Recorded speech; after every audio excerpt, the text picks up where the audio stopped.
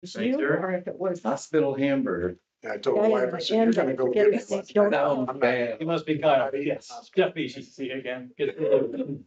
Kathy Burke. Kelly says it's free. I thought it ought to be.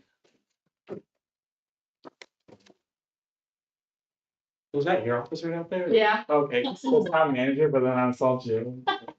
yes, Mike just thought it'd be best. You if never employee changed that complaints name. would come that way. Oh, When do you guys get your new name, Kyle? When do we get our new name? Yeah, you're changing from Baker Tilly, aren't you? Yeah, it's still gonna be Baker Tilly, but it's gonna be Baker Tilly Group. Oh, okay, We do like, okay, business. gotcha. But really, we'll still be called Baker Tilly, so. Yeah. It's less of a change than when we were back, when we were on Bob. Yeah. Save mom every day. Oh, that's right. You wanna call to order now or wait for Mike to get back with his coffee? Oh, yeah, I We're guess- already 10 minutes late. Oh, no, go ahead, if you wanna call it. you're in charge. All right, we're gonna call this meeting to order. You ready, Joe? Thank you. All right, the time is 7:10. Okay, we're gonna start with the roll call. To my left, got Doug Smith, Here, got Dean Renfro, here, Jeff Beachy, Here, Kathy Burke, Here. Joe Schwartz, assistant manager and everything, Present. town manager, Mike Yoder. Yeah. All right, legal counsel Alex Bowman, here. and then I'm Greg Topolsky here. Approval of the agenda. Everybody have a chance to look at it? Yes. Yeah. Yes. All right, any changes? Nope. No. Okay, then the agenda will stand as stated. And then reports. Mike, what do you have? We have him. I like it. Let the record show we have him. pass that button quick, didn't he? Let the record show him is here. Him, it's here. Welcome, Kyle. Well, how do you send this on? Go ahead. What? How No. do you send this? No, that should be on. You're fine. We can pick you up anywhere. Yeah. Yeah. Okay. So my name's Kyle Kaufman from Baker Tilly, and I'm here to present the first time we've really done this with the TIF report for most of the redevelopment commission TIF areas. So historically, we've just done a TIF presentation or a PowerPoint, which we're actually planning to do on June 6th, where you invite the overlapping taxing units. So you probably remember me from last, I think, August, and I was here to present that PowerPoint. So this report is a little bit more into detail and kind of looks out for further years. And it's more just, hopefully you can stick it on your shelf, and like if you want to refer back to it at any point this year, it'll be a helpful tool. But again, I think I'll be joining virtually for the June 6th council meeting, and I would present the TIP presentation at 6:30 before the 7 o'clock meeting. So I think that's the plan, but today I'm here to go through the report. And we really hope that it's kind of like a annual update to this every year. It's a useful tool going forward. A lot of the hard work is kind of done, like putting it together for the first time, and it's a little bit easier to update going forward.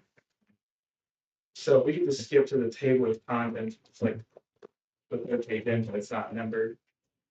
Kind of show like the different schedules that we're going to show and how we have this broken down. So first, you guys have your consolidated state road 15 economic development area. So a lot of your allocation areas are consolidated into one EDA, which is really advantageous because you can spend the monies that come in each of those areas in serving and benefiting the EDA. And so the fact that it's consolidated, it's not restricting you to like in serving or benefiting these 3 parcels, or just allowing for more flexibility.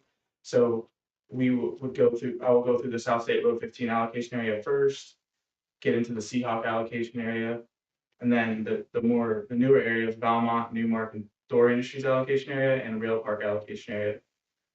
And that really makes up your consolidated EDA. And then the next section, I'll talk separately about Bristol East Economic Development Area and the Bristol East allocation area, just co-terms. Okay. So starting with the consolidated EDA, and first you'll see on page 1 and 2, really just general comments that I'm not going to read, but it's more of the detail behind, when each area was created and why it was created and the amendments. It also talks about how, those EDAs were consolidated. And then on page 2, it talks about all the bonds outstanding or obligations payable from tip areas in the consolidated EDA, which it'll specify outstanding balances and things like that, but we'll get into that when we actually get to the schedules. So I think we can just jump right to page 3 and kind of use the word section is really a reference. And since this is the first like tax increment, so like on the PowerPoint that you guys would have saw last year, we would have just said this is what the estimated tip is. This is really showing you like how we're getting to that estimate on each one. So I guess I'll go through the first one in detail and then less detail on the others. This first tax increment estimate is for your South State Road 15 allocation area, which is really your biggest area and biggest earner.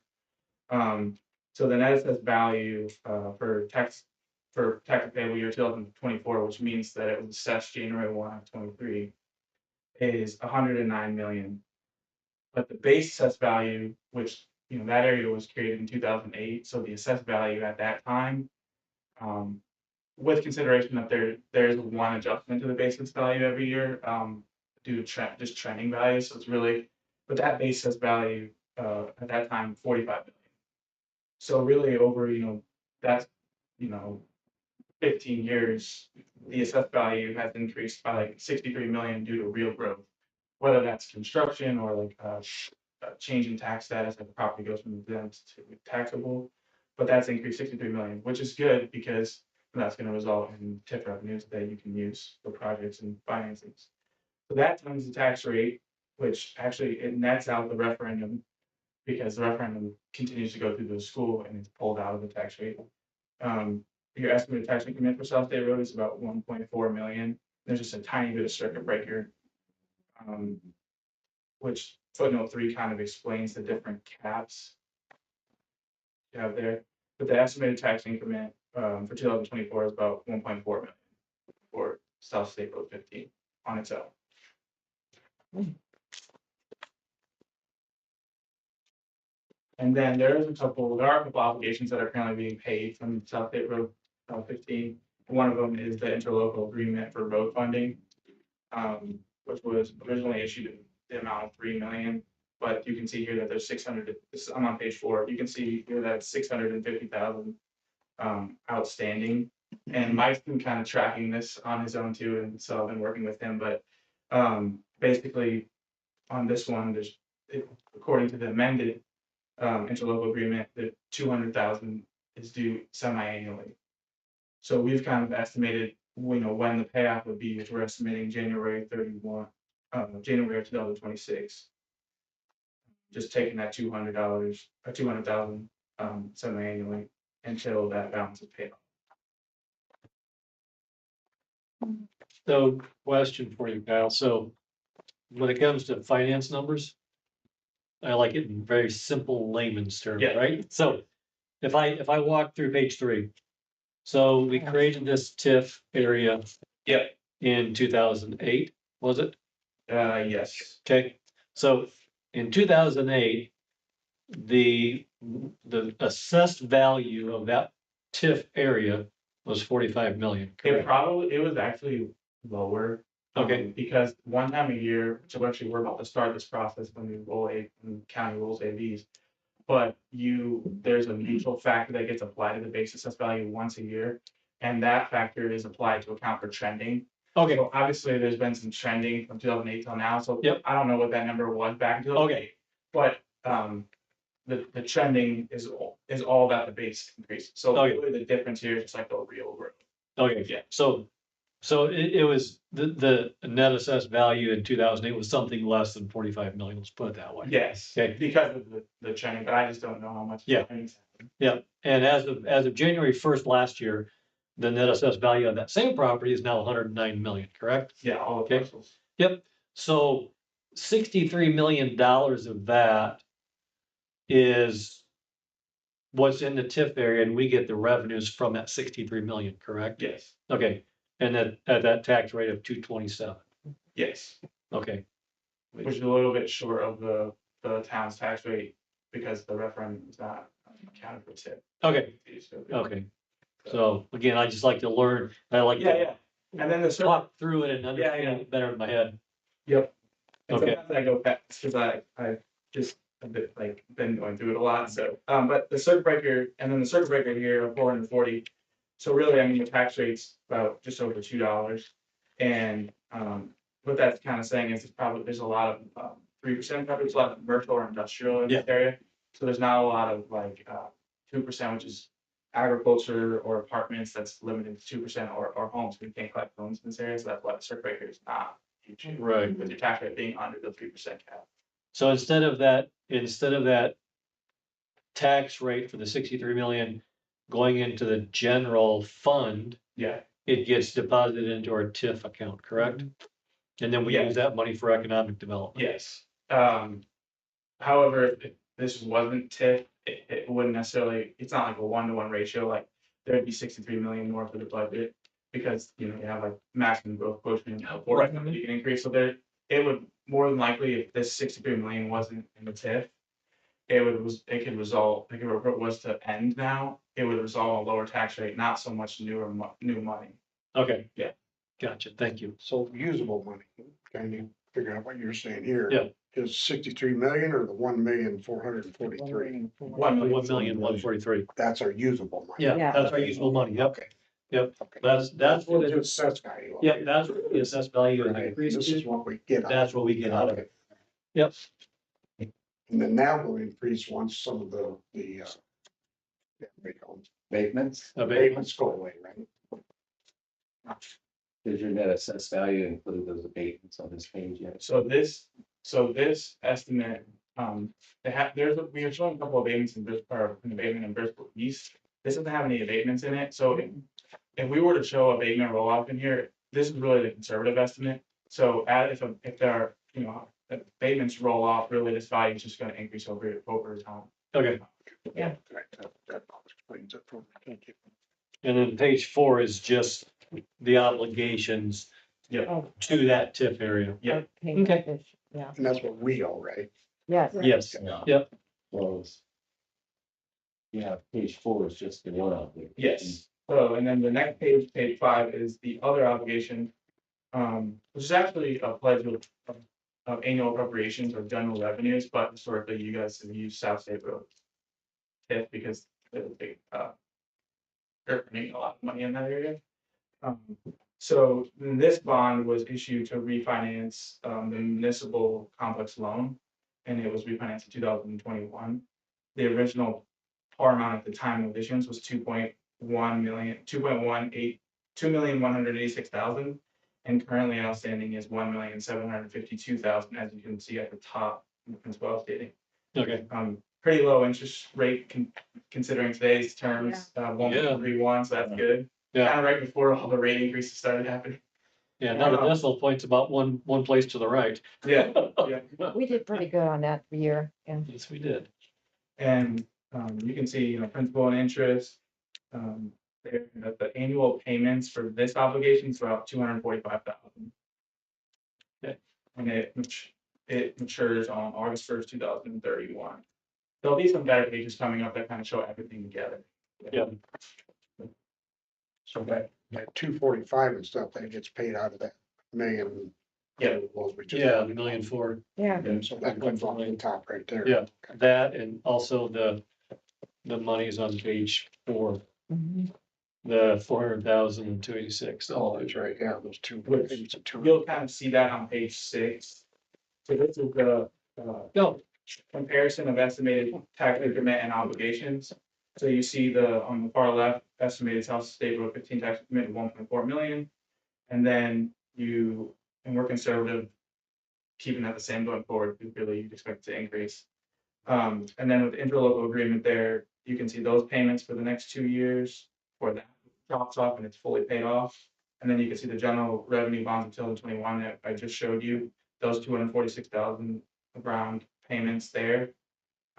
When you take a look at the total obligations and then you net it out from the tax increment, you can see a range from about 800,000 in 2024 of estimated remaining tax increment, all the way down to about 1.3 million in 2031. okay, That's tax increment after obligations that can be used for projects. So if you look at that estimated remaining tax increment, what isn't shown there is the fire. Yeah. So there's $796 there, but if we pull all the fire contract out of it, we still fall line it. Yeah. Yeah. There'll be a page later on called the capital schedule where we'll show projects and we'll show that on fire. That's probably the best page. Okay. Kind of working our way there. So that was South State Road 15, and then we're moving on to the Seahawk allocation area, which was created in 2021. And there are bonds payable from that area, which we're gonna get to. But this year is the TIP estimate. So as we went through before, this is just the real property, because you guys are capturing personal property as well.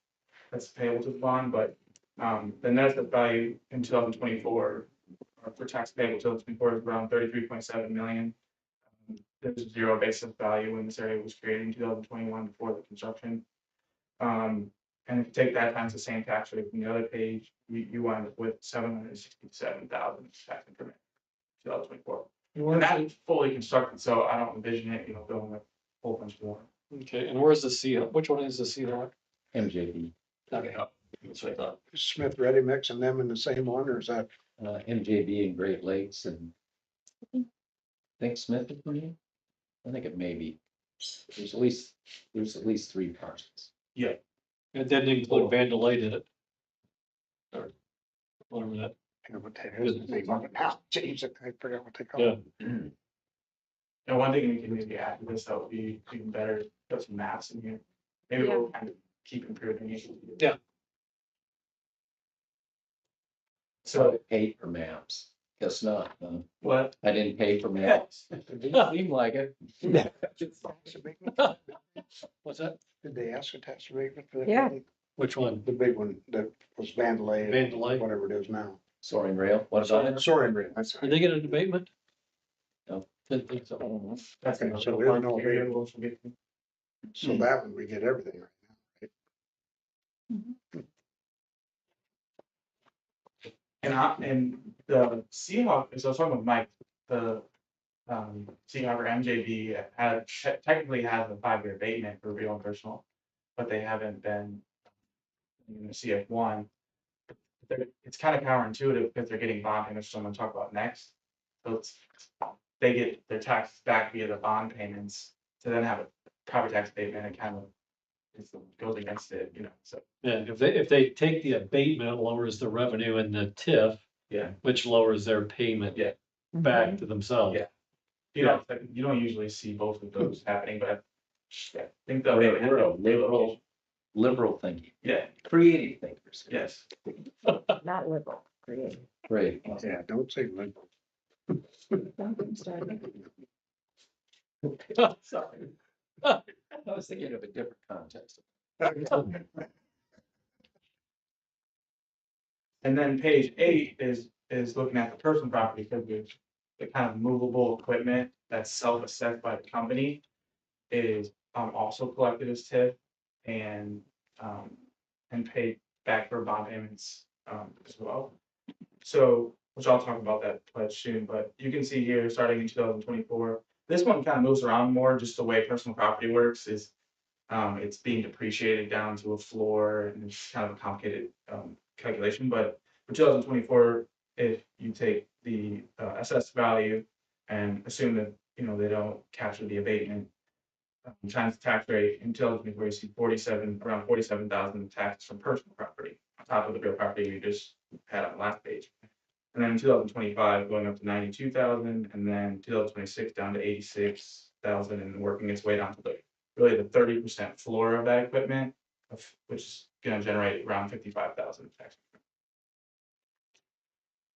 And we're showing all this through 2034 because that's when the bond payments, which we're going to get to now, expire. But really, the area goes on past it. So on page 9, you can see kind of this put together.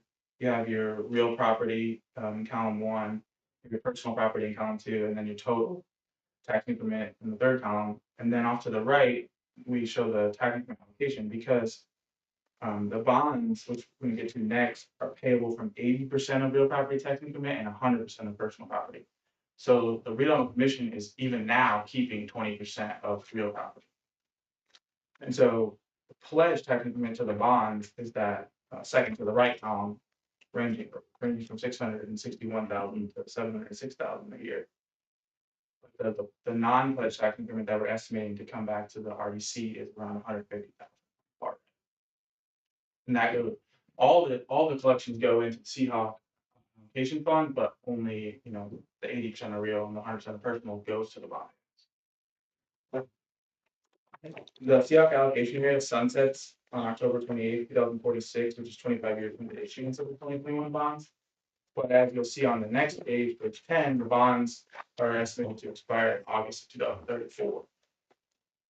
So it's going to be years after where the RDC would technically get all Continue to get the full increment. Of course, you always have an option to end areas early at that point if you didn't have projects to fund and all that, but Right. we have to worry about that next. So, this is the outstanding amortization. So originally, this bond was issued at $7,200,000, or was estimated to be that amount. But they only drew on $7,105,000. So really, the original outstanding balance was $7,105,000 for this bond. There's been just a few payments, and so the outstanding principal there is $6,829,000. And when you look at the pledge tax increment that we just went over, and then you, if you go actually to the next page, if you look at the pledged tax increment each year, and you take out 5,000 for admin fees for like bankability and other legal fees,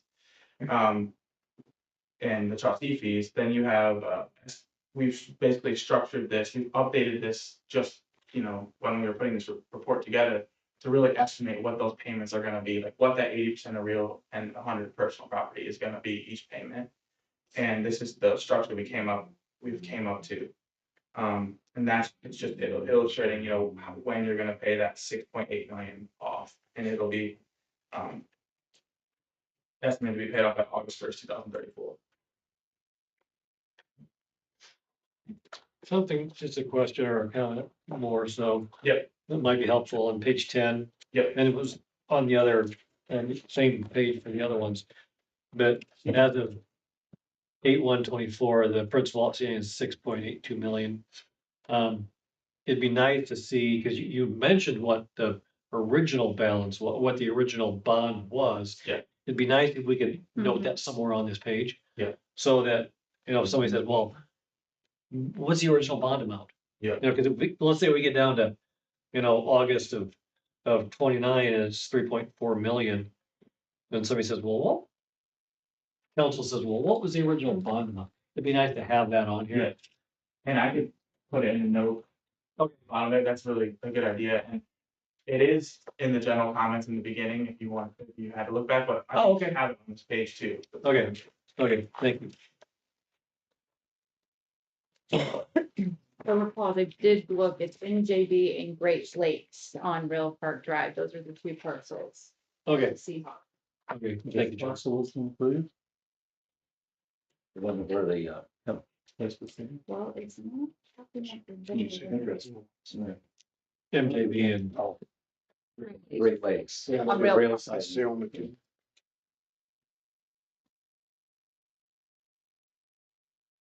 The developer recently asked if we consider adding more properties, if he pays, so the bond would be paid off. MJB. Pete Levin. See, MJB actually is just renting, this is what's weird. They don't own the building, they're Right. renting to somebody else. Whether MJB, it would be in their benefit to file the CF1s, but their property taxes would be lower, I think. Well, I don't know who's paying the property tax. MJB, if it's in a rent or whatever, but isn't it owned, it's part of the Coors family that owns the. well, I think they sold that to somebody else now. Oh, they did, I think it transferred. Maybe not. because I thought, I knew that MJB didn't own the building, Right. but I thought it was part of the Coors conglomeration that owned the building, and then MJB MJB Yes. leases it from, Yeah, initially that was true, but I think there was a transition of Oh. some sort. I vaguely remember that, yeah. okay, Anyways, I was just noting by the time that town gets this full increment, your new town manager that time will still be younger than I am. 25 years from now, Michelle. There will be, yeah, there will be a time where pretty hefty, taxing will be coming in from this area. 25 years from now, yeah, you'll look and see that. I'm gonna send you this here, please.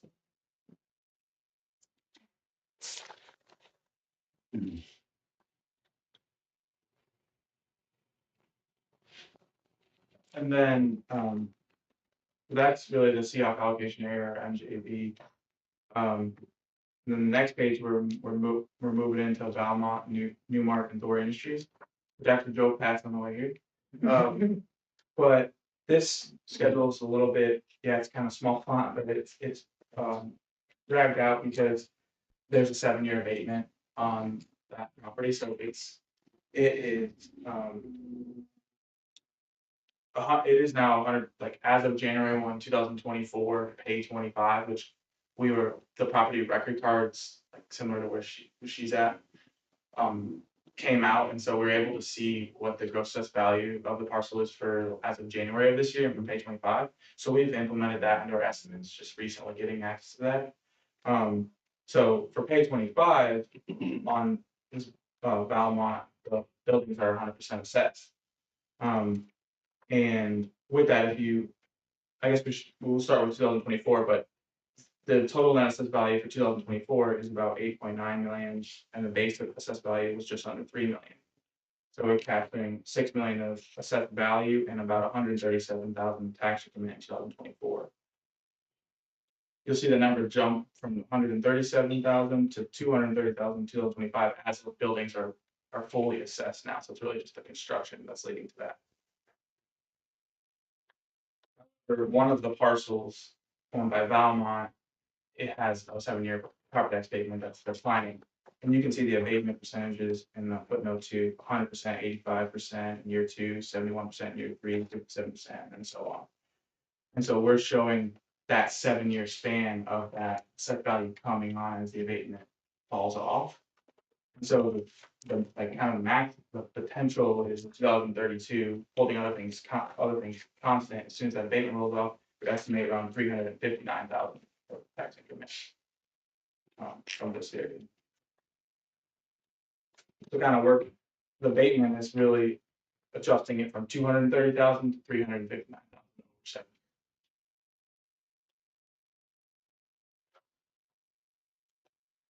That area was created in 2022. Which the rail park allocation area, one of the parcels in there that I heard was sailing, soaring rail. That's one of the parcels in this area. Was also created in 2022, a bit after. And this one doesn't have an abatement, as Mike mentioned. And we show the 2024 tax increment of about 117,000. And then as most of those buildings are 100% constructed as of January 1, 2024, tax payable 2025. And so that's leading to 240,000 of tax increment. And then there's kind of really one building that is 35% constructed as of the beginning of this year. So we would assume that that building is going to be fully constructed this year. And so in tax payable 2026, that the estimated tax increment would jump up to 416,000. Everything else is constant. One thing I will note is on the property record card and the assessments for these like 3 to 4 parcels, similar to elsewhere in your other areas, there's a market factor of 1.78. So really like how maybe, that market factor is typically closer to 1. And so if that market factor were to like lower in the future, then these estimates could be, overstated. But I know that your last year, the market factor was at 1.6 something, and now it's 1.78, so it's went up. Okay.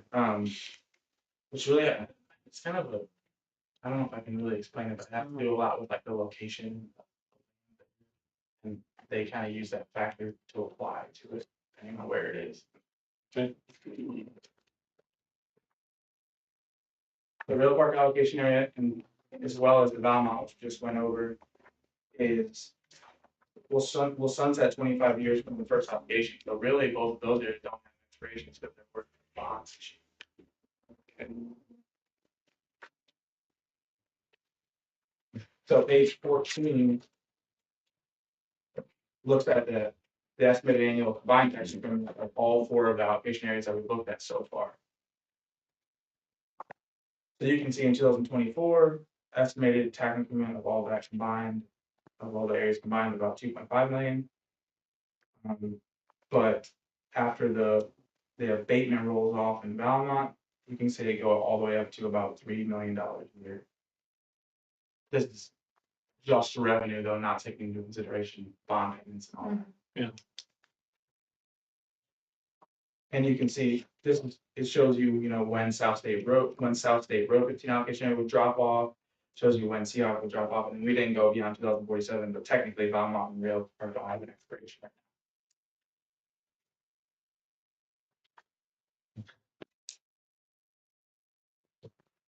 And then page 15 is cash flow. It's probably the best schedule, but it tries to encompass everything.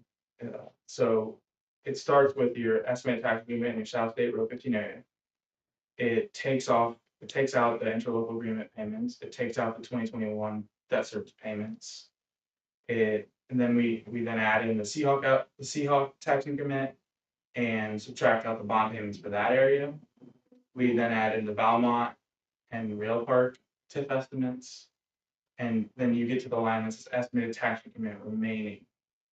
And so that starts in 2024 for that year, about 1.2 million, and ranges up in 2028 to about just over 2 million. We also take into account the current or the account balances at the beginning of 2024. So if you add up the account balance for all of these areas, we even included, I think we included the $6,000 that's in the North State Road area, which that area is just not really generating a lot of revenue, so we haven't really included, but we are including that small balance. So the balance at the beginning of the year of those accounts is just over 2 million. So factoring that in, you can see estimated revenues available for projects. So in 2024, about 3.2 million, and then ranging all the way to about 5.1 million in 2028. So basically what you're doing there is you're taking, under the 2024 column, you got the 1.4 million in tax increment, that's what's coming in. Seahawk has 815,000 coming in. Yep. Valmont 137, Rail Park 117. That's where you get your 1.2. After you take out the obligations. Okay. The 3 obligations, which are in there as well. Right, and then, so where do you, Yeah. may have missed, how do you get to the 2 million? Yeah, so we got to the 1.2 million. The 2 million is really just the balances that you have on hand at the beginning of this year. Oh, okay. For allocation. Gotcha, so Carry over. Yeah. So we- carry over from the so- previous year. what we're gonna earn in 2024 is 1.2, and we already had, we'll call it $800,000 in the bank. You have 2 million in the bank. Oh, 2 million, okay.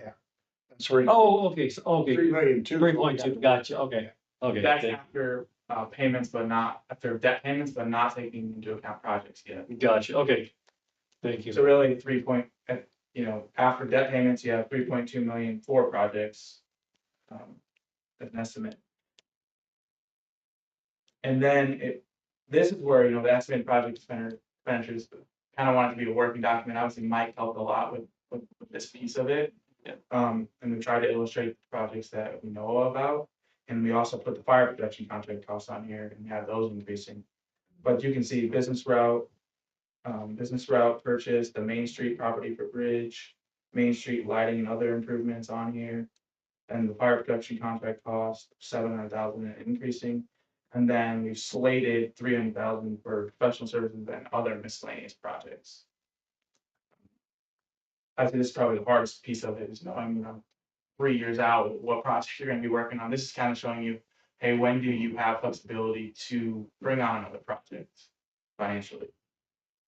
At the end of you that, can we're see still the- showing 1,700,000, right? Once those projected projects are out of there. Yes. Yeah. So then the projected project in 2024, about 1.5 million, subtract that from the 3.2 million that you had available, then you get 1.7 million. Yeah, and then from there, it carries forward, each year, the ending balance, goes up to the allocation account balance, so under 2025, you see, in the second column, you see, the allocation account balance of 1.7 million. That's because that's the amount from 2024 after your project. And the same kind of thing happened. So as add project with this, this is gonna change, but it kind of shows you that you're building up a balance with your current projects in there. There's probably some availability for, in the future. But a lot of that's probably from the Belmont Rail Park, because, those areas haven't collected anything yet, but they're going to start, like, with the collections in June right now, so.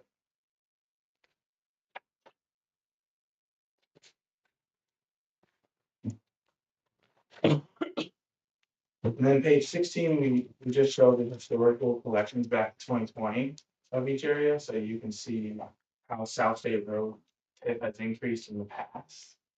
So it started, 2020 it was around 740,000, and then 2023 about 1.2. You can see how in 2023 that was the first year that tip was collected about 350,000, and that's expected to more than double because buildings got complete. Yeah. Historical side, and then page 17.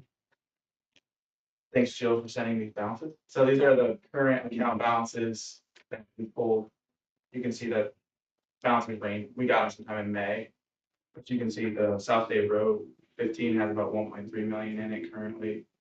The North State Road has 6,800, and the Seahawk allocation has 72,000, which makes sense because you cap a portion of the real property. And Belmont and Rail Park at 0, but the first collections will be coming in June, as I said. And then we also, these 2021 accounts are actually held by the trustee of the 2021 bonds. And so we reached out to US Bank and got those existing balances. But really, money just goes into that bond fund and then gets paid out. So I would expect it to remain low as of this year.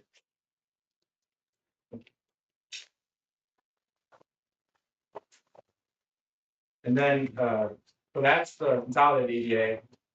Now we have the Bristol East EDA, which is smaller, it's like 550 foot. One thing we didn't show, was the BBT, EDA and allocation area. That has an obligation that has 85% is payable to it. Okay. So we could include that one going forward, but we left it out, after talking with Mike, because, a lot of that is being kept by the Freedom Commission. So this page 18 is really just a small work that she was talking about when the area was created and when it expires. And going into page 19, this is the tip estimate for the area. It's including the abatement and roll off. So in 2024, there's unabated value of 15 million. And then there's about 9.8 million of abated value, which results in 25 million of net assessed value. The base assessed value for this area is 2.4 million. So the estimated incremental value about 22 million times your tax rate. The estimate for 2024 is about 515,000 from Bristol's.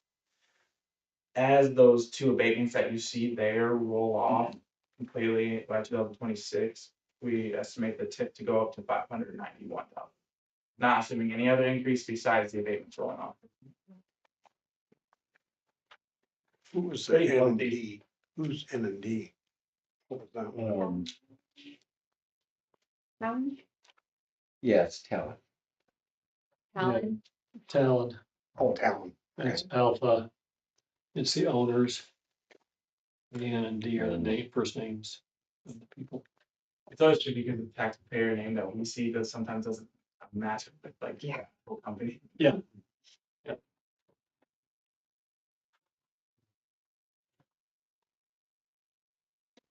So then on page 20 is another estimated capital, but just for the Bristol lease.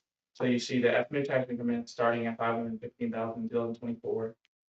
The account balance for that allocation account in the beginning of 2024 was 579,000.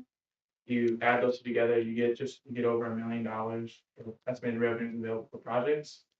And then right now we have slated the fire protection contract cost of 100,000 from this area. And then 200,000 for professional fees and miscellaneous projects. It's kind of a placeholder, but there's not like there's obviously not any individual projects shown on here. I think with the healthy revenues coming in over $500,000 a year, there's probably room to spend money from this fund. Typically, like the percentage that you see, the 449%, which looks at what you're carrying over from 24, your revenues against what you expect to pay. Really, they look for a number around 200% in statute because they don't want redevelopment commissions like hoarding funds. But a lot of times it's not really strict because you might be saving up money for a bigger project and whatnot. But I just wanted to bring that up.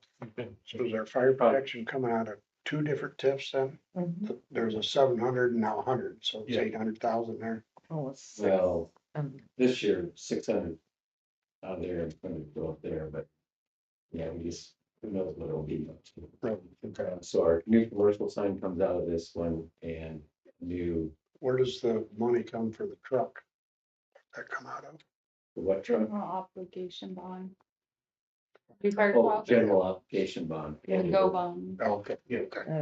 But we'll also be using money from, I'm going to fix that percentage. Yes. Just give me a moment. Yeah. We have to rebuild the intersection Commerce and City Route 15, where the new gas station is at. So we're going to participate in that with some tip monies. So it'll be a combination of the business and the town. NDOT is bail on this. Be a three-way partnership. So I haven't gotten that number yet. A But, brand new road we gotta tear up and redo. just the intersection. So the intersection needs to be, that's needed to be improved. So we'll have better turn lanes, they'll have decel lanes, passing lanes. And so we're using tip for that. Huh? we're gonna have a gas station? You haven't been up there lately? Where? Yeah. Commerce Drive. Oh, that's that way. No, it's- Yeah. It's up north. No, let me think. Yeah, it's up north. Yeah, north. okay, no, I haven't. You're there's right a there gas at the station corner. there. I work from home. And Elkhart. We gotta take you up for a drive. Yeah. Oh, You need to take you a tour of town. When's that gas, not to digress, but when's that gas station supposed to open? I'm not sure, and I'm not, they may be waiting on the intersection. Okay, They hired a pretty good attorney to help them out, that's what I heard. relatively good. It's not me. I heard he drives a cute little white car though. Cute. I'll just show the YouTube of that one. Sorry, Val. Okay. The conversation. So with this one, the end of 2024, before we add project or projects to it, estimated balance at the end of 2024 around 784,000. And then with the current things we have in here, ramping up to about 1.9 million, if that's necessarily true. The Bristol East allocation area sunsets in 2039. Keep that in mind what this area. Page 21 is the historical collections back to 2020. So this one has had healthy growth too. Yeah. From about 178,000 to 2020 to 380,000 in 2023. And the estimate for 2024 was over 500,000. So you see, huge, Continuous growth. yeah, growth. Yeah, thanks. See. And the current balance as of May 15th is 565,000. I think at the beginning of the year it was.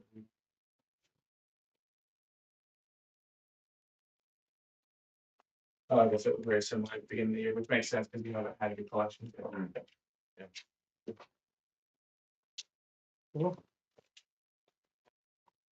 And then there's just some tip risk at the back, like we thought, and they say that, there, I wouldn't read through it, but. Tip notes. There you go. It's all Like your clip gap. notes. Like, look, tip notes. Obviously, like all of the options, there's legislative changes every year, there's tax rate changes every year. The closer it is to today, the more accurate it's gonna be, you know? Yeah, And, things are gonna change, but it's really the best, we just kind of use the best available information we have now to look at it. To kind of show you where you have some gaps where, you know, on projects or, and things like that. So if we total up each one of those areas, that tells us how much actual usable money we have. Correct, each one of those tips. So it's a nice amount, but like 1.2 million really doesn't sound like much money to me. Doesn't go very No. far. no, So at some point, Earthway will need to be resurfaced. I don't know what that's going to cost, or, you know, milled and filled, especially after next year, it's gonna get beat up quite a bit. Can't get- well, you're not gonna pay us for that, right? The nice part about Earthway is they did do a good job when they put it in. They got a good base, good core, And it we'll be holds up pretty good. improving drainage on this, so we get the water off of it.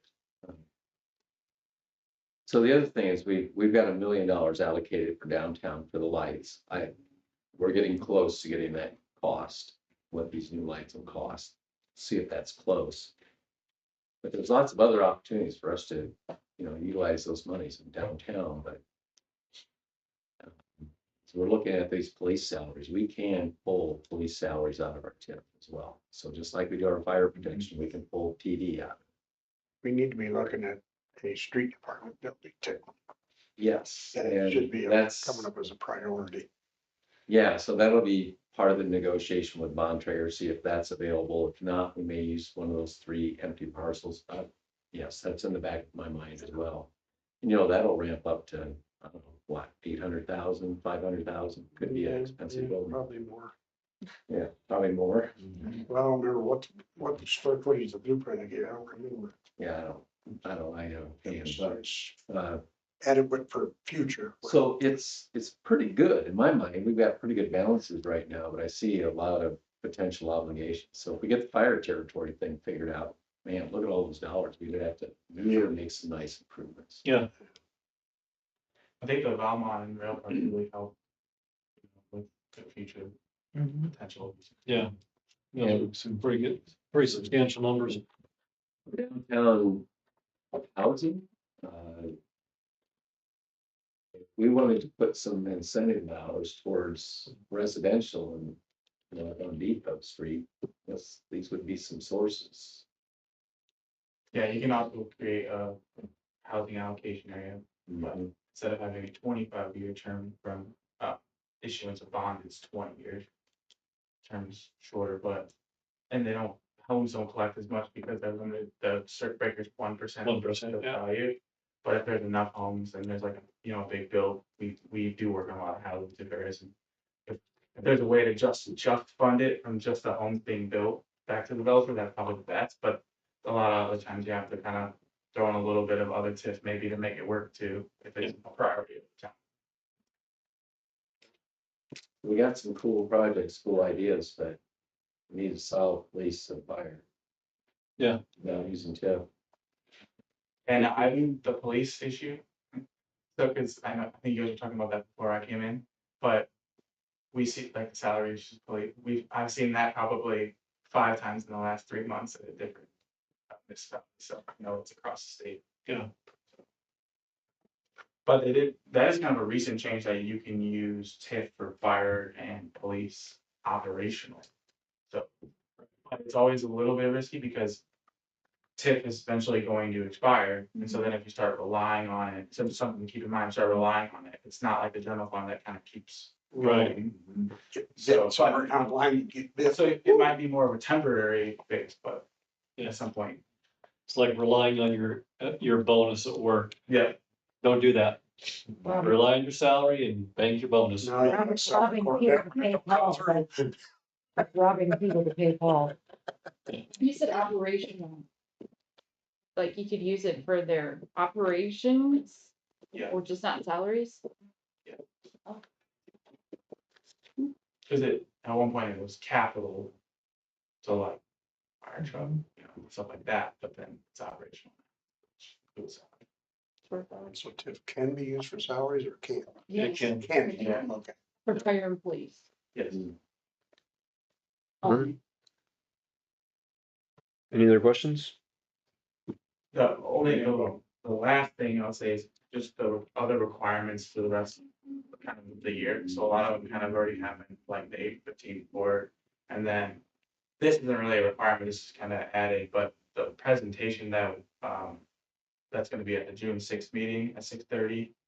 Where the RDC invites the overlapping tax units, talks about the long-term plan, budget and impact to the overlapping units.